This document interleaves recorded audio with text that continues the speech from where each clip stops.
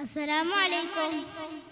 സമാദരണീയരായ ഉസ്താദുമാർ, പ്രിയ സദസ്യരെ, സ്നേഹധന്യരായ കൂട്ടുകാരെ, ജെയിൻഗസിന്റെ പ്രൗഢമായ ഈ വേദിയിൽ ഞാൻ നിങ്ങളോടൊരു കൊച്ചു കഥ പറയാം. അനുരാഗത്തിന്റെ രാജപുഷ്പമായ നമ്മുടെ മുത്തനബി സല്ലല്ലാഹു അലൈഹി വസല്ലമയുടെ ജീവിതനക ചരിത്രത്തിൽ നിന്നും ഒരു ചിന്ത. എന്റെ കഥ നിങ്ങൾ സശ്രദ്ധം കേൾക്കണേ. അതാ നോക്കൂ, ആ ഇടവയിൽ ഒരു കൊച്ചു മോൻ നിൽപ്പുണ്ട്. തെളിച്ചമുള്ള രണ്ട് കണ്ണുകളും കണ്ണീരൊലിക്കുകയാണല്ലോ. നറുപുഞ്ചിരി വിടരേണ്ട ആ മോളുടെ അധരങ്ങൾ വിതുമ്പുകയാണല്ലോ. എന്തു പറ്റി?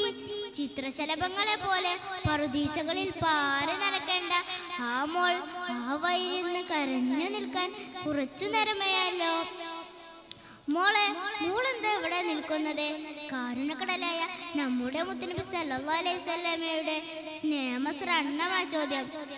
യാ റസൂലല്ലാഹ്, ദേ ദൂരെ കാണുന്ന വീട്ടിലെ അടിമപ്പെണ്ണാണ് ഞാൻ. മുത്ത് ചിതറയെ പോലുള്ള വാക്കുകൾ മുത്തുനബി സാഗൂതം കേട്ടു. വസനത്തോടെ കരയുന്ന ആ മോളെ ചാരത്തേക്ക് വലിച്ചിട്ട് ഒരുമയോടെ മുത്തുനബി സല്ലല്ലാഹു അലൈഹി വസല്ലമ ചോദിച്ചു, മോളെന്തിനാ കരയുന്നത്?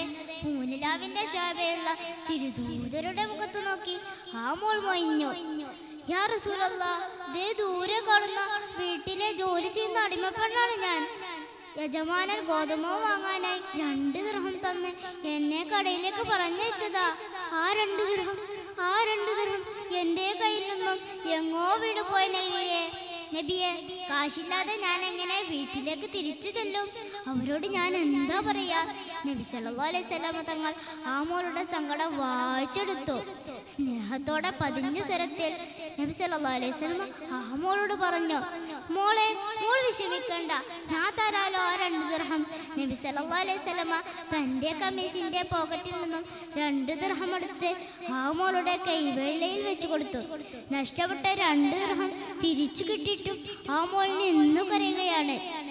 മോളുടെ കയ്യിൽ നിന്നും വീണു പോയതിനു പകരം ഞാൻ മോൾക്ക് 2 ദിർഹം തന്നല്ലോ. വീണ്ടും മോൾ എന്തിനാ കരയുന്നത്? യാ റസൂലല്ലാഹ്, ഗോതമ്പ് വാങ്ങിച്ച് തിരിച്ചു ചെല്ലാൻ ഞാൻ ഏറെ വൈകി. അക്കാരണത്താൽ വീട്ടുകാരെന്നെ തല്ലും. അത് പിടിച്ചിട്ട് ഞാൻ കരയുന്നത്. അലിവിന്റെ അറ്റമില്ലാത്ത സാഗരമായ തിരുദൂതരുടെ മനസ്സ് ആർദ്രമായി. മോൾ വേല ചെയ്യുന്ന വീടയാ?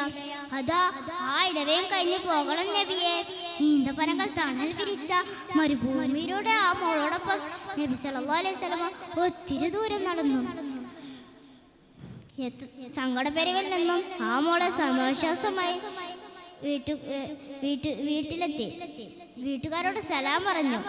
അസ്സലാമു അലൈക്കും വറഹ്മത്തുള്ളാഹ് രണ്ടാമതും ചൊല്ലി. 3-ാമത്തെ വട്ടമാണ് ആ വീട്ടുകാർ ഉറക്കെ സലാം അടക്കിയത്. നിങ്ങൾ എന്താണ് ഞാൻ 2 വട്ടം സലാം പറഞ്ഞപ്പോൾ മടക്കാതിരുന്നത്? യാ റസൂലല്ലാഹ്, ഞങ്ങൾ പതുക്കെ മടക്കിയിരുന്നു. അങ്ങയുടെ സലാം ദുആണല്ലോ, അത് അധികമായി കിട്ടാൻ ഞങ്ങൾ ആഗ്രഹിക്കുന്നു.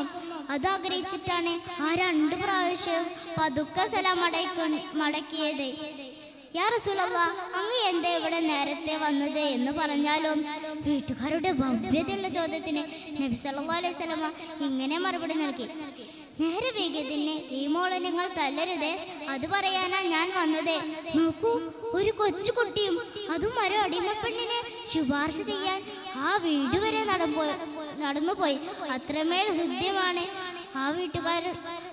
ആ സ്നേഹഗുരുവിന്റെ പെരുമാറ്റം മഞ്ഞുതുള്ളിയേക്കാൾ മൃദുലമാണ് അവിടുത്തെ മനസ്സ്. അതിനുശേഷം നബി സല്ലല്ലാഹു അലൈഹി വസല്ലമയോട് ആ വീട്ടുകാർ പറഞ്ഞു, ഞങ്ങൾ ഈ മോളെ ഒന്നും ചെയ്യുകയില്ല. മാത്രമല്ല, അങ്ങയോടുള്ള ആദരം കൊണ്ട് ഈ മോളെ ഞങ്ങളിപ്പോൾ മോചിപ്പിക്കുകയാണ്. ഇത് കേട്ടപ്പോൾ പൗർണമിയുടെ ശോഭ പോലെ ആ മോളുടെ മുഖം വെട്ടിത്തിളങ്ങി. കണ്ണുകൾക്ക് നക്ഷത്ര തിളക്കം. സ്വലാത്തിന്റെ ഗുൽമോഹറുകൾ സ്നേഹനിവേദ്യമായി നമുക്ക് ഹബീബിനെ അർപ്പിക്കാം. കഥക്ക് തിരശീല വീഴുന്നു. അസ്സലാമു അലൈക്കും വറഹ്മത്തുള്ളാഹി.